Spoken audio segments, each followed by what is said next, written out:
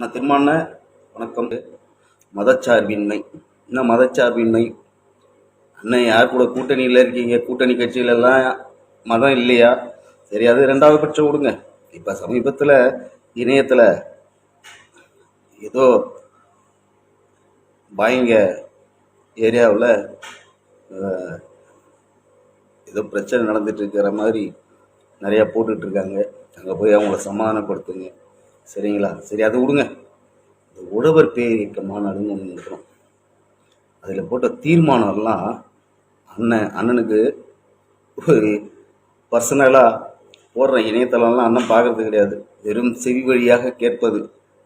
அவர் தான் சொல்கிறாரு, பாட்டாளி மக்கள் கட்சி பற்றி பேசவில்லை என்றால் தமிழகத்தில் திருமாவளவனுக்கு வேலையே இல்லை என்பதை அவர் வாயாலே ஒப்புக்கொண்டுகிறார். எப்படி அவரே ஒத்துக்கிறாரு, அவ்வளவுதான். திருவண்ணாமலையில் நடந்த மாநாடு, அதில் ஏற்றப்பட்ட தீர்மானங்கள், இதில் எல்லாம் அரசியல் உழவர்களுடைய உழைப்பு இருக்கு. உழைப்பை பார்க்கணும்னு ஒன்று இருக்கு. அப்புறம் இன்னைக்கு இந்த முழு நிலவு பற்றி பேசுனீங்க. எங்கள் அன்புமணி அண்ணா அழகாக சொன்னார், இது அரசியலுக்கானது அல்ல, இது குடும்ப நிகழ்ச்சி. அதிலே தெளிவுபடுத்திட்டார். என் தொப்புள் கொடி உறவுகளை ஒன்றிணைத்தேன். எங்களுக்கு இருக்கிற அரசியல்லாம் பயங்கரமான அரசியல்னா, உலக நாடுகளே ஐயாவையும் சின்ன ஐயாவையும் பார்த்து பெருமைப்படுகின்றது. எப்படி வருடம் நிதி நிழல் அறிக்கை, பட்ஜெட்டு, அப்புறம் பார்த்தீங்கன்னா வேளாண் பட்ஜெட்டு. நீங்கள் வீட்டு என்னென்ன சின்ன பிள்ளைத்தனமாக இருக்குன்னு உங்கள் பேச்செல்லாம். அதான் சொல்கிறேனே, உங்களுக்கு பாட்டாளி மக்கள் கட்சி ஆழ்மனதில் பதிந்து விட்டது. எங்கே போனாலும் பாட்டாளி மக்கள் கட்சி பற்றி பேசுவதே உங்களுக்கு வேலையாயிடுச்சு. ஏன்னா அப்போ தான் நீங்கள் அரசியலில் இருக்க முடியும். அப்புறம் ஒரு மேடையில் கூட நீங்கள் சொன்னீங்க, தேர்தல் ஆணையம் ஒன்றிணைத்தது பார், கலசத்தை வரையும் பொழுது பானையை வரைந்த பிறகுத்தான் கலசத்தை வரைய முடியும், தேர்தல் ஆணையம் ஒற்றுமையாக இருக்க சொல்கின்றது. காரணம் இருக்கலாண்ணே, அந்த ஒற்றுமை ஒன்று தான் பிடிக்காது. அதை தான் நீ பண்ணிகிட்டு இருக்கல்ல. ஒரு பிரிவினையை அந்த சமுதாய மக்களுக்கும் இந்த சமுதாய மக்களுக்கும் ஏற்படுத்தி கொண்டே தானே இருக்கிற. எல்லா இடத்துலையும் எல்லா மேடையிலையும் அதை தானே பேசுகிறேண்ணே, அதை பற்றி தானே பேசுகிற. இப்போ இந்த முழு நிலவு மாநாடு ஒன்று என்ன டிஸ்டர்ப் பண்ணிச்சு? ரொம்ப தெளிவாக அண்ணன் அழகாக சொன்னார், இது எங்கள் குடும்பத்தை ஒன்றிணைத்தோம், என் தொப்புள் கொடி உறவுகளை ஒன்றிணைத்தோம். அரசியல் நாங்கள் நிறைய எங்களுக்கு அரசியல் அதை கற்றுக் கொடுக்கறதுக்கு இன்னொருத்தவங்க பிறந்து வரணுண்ணே, சரிங்களா? நீங்கள் போனால் நாங்கள் எங்கள் ஐயா பாட்டாளி மக்கள் கட்சி இந்த நிதி நிழல் அறிக்கையை தவிர்த்து பார்த்தீங்களா, அந்த மாதிரி ஏதாவது ஒன்று பண்ணுங்க. வேளாண் பட்ஜெட்டுன்னு ஒன்று தரம் பார்த்தீங்களா, வேளாணுக்கு தனி பட்ஜெட்டை கொண்டு வந்து காட்டியதே பாட்டாளி மக்கள் கட்சின்னு. இன்னைக்கு அது நடைமுறையில் இருக்கு. வேளாண் துறை அமைச்சர்னு ஒருத்தர் தனியாக இருக்கிறார், புரியுதுங்களா? ஆனால் அப்புறம் ஜனநாயகம் வெல்லும், அதுக்கு ஒரு விளக்கம் சொல்றீங்க. எதனால் இந்த ஜனநாயகம் வெல்லும்? இந்த ஜனநாயகத்துக்கு யாரெல்லாம் எதிரிகளாக இருக்கிறார்கள், யாரோடு ஒன்று சேர்ந்து இந்த ஜனநாயகத்தை காக்க போறோம்? ஜனநாயகம் நீதிமன்றத்தில் செதுக்கிய வரலாறுகளாக இருக்குது. அதை யாரும் போய் காப்பாற்றணுன்றது கிடையவே கிடையாது.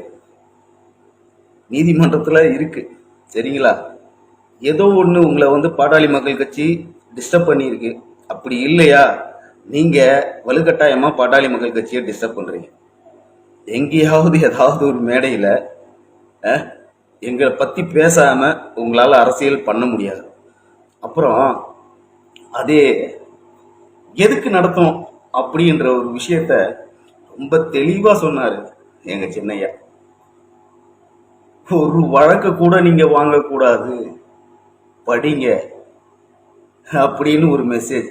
எப்படி எல்லாரையும் ஒன்றிணைத்து என் தொப்புள் கொடி உறவுகள், நீங்கள் ஒரு வழக்கு வாங்கக்கூடாது, உங்களை மாதிரி 10 வழக்கு வாங்கினாதான் கட்சிக்குள்ள அப்படின்லாம் சொல்லித்தரல. சரியா? தயவு செய்து பாட்டாளி மக்கள் கட்சி பேச்சை விட்டுருங்க தயவு செய்து. உங்களுக்கு தான் பிடிக்கலல்ல. பின்ன ஏன் போற இடத்துல எல்லாம் அந்த மாதிரி பண்றீங்க? முதல்ல ஒரு விஷயம் சொல்லிட்டேன், பாட்டாளி மக்கள் கட்சி எதிர்க்கவில்லை என்றால் உங்களுக்கு இங்க அரசியலே கிடையாது. நாங்கள் செய்த சாதனைகள் எல்லாம் பட்டியலிட நாங்கள் தயார். எவ்வளவு பட்டியல் தமிழகத்திலே இருக்குது, பாட்டாளி மக்கள் கட்சி இதெல்லாம் செய்தது இதெல்லாம் செய்ததுன்னு. நீங்க என்ன சொல்றீங்க? நாங்க மாநாடு நடத்துறது, போராட்டம் பண்றது, உங்க என்னதான் நீங்க சொல்ல வரீங்கன்னு புரிஞ்சுக்க முடியல திருமான்னு. சரி, எது எப்படியோ காலம் பதில் சொல்லும் உங்களுக்கு. நீங்க கேட்டீங்கல்ல, எங்களதுல அரசியல்லே இல்லை அப்படின்னு சொல்றீங்கல்ல, அதுக்கு விளக்கம் தரத்துக்காக தான் நான் வந்தேன். விளக்கம் போதுமா? எங்களை போல நிதி நிழல் அறிக்கை தாருங்கள், வேளாண் பட்ஜெட் போட்டு பாருங்க, அதுவும் நிழல் தான். ஆனால் அந்த நிழல் தான் நிஜமாக்கப்படுகின்றது என்பதை உணருங்கள் தயவு செய்து. சரிங்களா? வாழ்க பாரதம், வளர்க தமிழ்நாடு, ஜெயின். அன்பு சொந்தங்களே, அவருடைய காணொலி இப்பதான் கொஞ்ச நேரத்துக்கு முன்னாடி பார்த்தேங்க. அவருக்கு பதில் தந்தாமல்ல, அதுதான் எனக்கு நீண்ட நெடியா வரலாறுகளை அடுக்கிக் கொண்டே போய் அவருக்கு விளக்கம் சொல்லணும்னு தோணலை. அதனால அந்த ஒற்றை வார்த்தையில் முடித்துக்கொள்ள கடமைப்பட்டிருக்கின்றேன். தமிழகத்தில் பாட்டாளி மக்கள் கட்சி எதிர்ப்பு அண்ணனுக்கு இல்லை என்றால் அவரை யாரும் கூட்டணியில் கூட சேர்க்க மாட்டாங்க. நிதர்சனமான உண்மை இது. பாட்டாளி மக்கள் கட்சியை எதிர்த்தால்தான் அவர் இங்கு அரசியல் செய்ய முடியும். இது நாள் வரைக்கும் பிஜேபி நீட்டு இருந்தாரு, அதை சனாதனமா மாத்திட்டாரு. இப்ப அடுத்தது பாட்டாளி மக்கள் கட்சி. இது ரெண்டை தவிர அண்ணனுக்கு வேற தெரியவே தெரியாது. நன்றி.